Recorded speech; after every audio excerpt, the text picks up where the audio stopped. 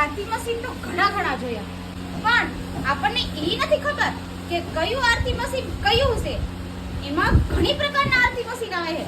હાલો આપણે અત્યારે ઈ જોવા જઈએ.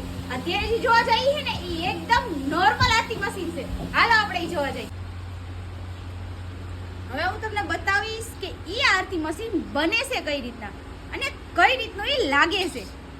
અત્યારે જે આપણે જોઈએ છે ને એમાં ઘણા પ્રકારના આરતી મશીન આવે, પણ અત્યારે જે આપણે જોઈએ એ એકદમ નોર્મલ આરતી મશીન છે. હાલો આપણે જોઈએ.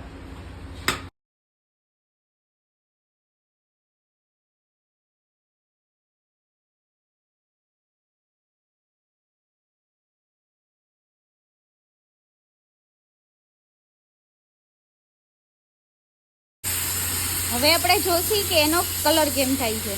તો કે અડધું ફડધું આપણું આરતી મશીન રેડી થઈ ગયું છે, થોડુંક બાકી છે હજી. થઈ ગયું આપણું આરતી મશીન કમ્પ્લીટ. તમે કોની રાહ જોવો છો? જલ્દીથી નીચે આપેલા નંબર ઉપર કોન્ટેક્ટ કરો.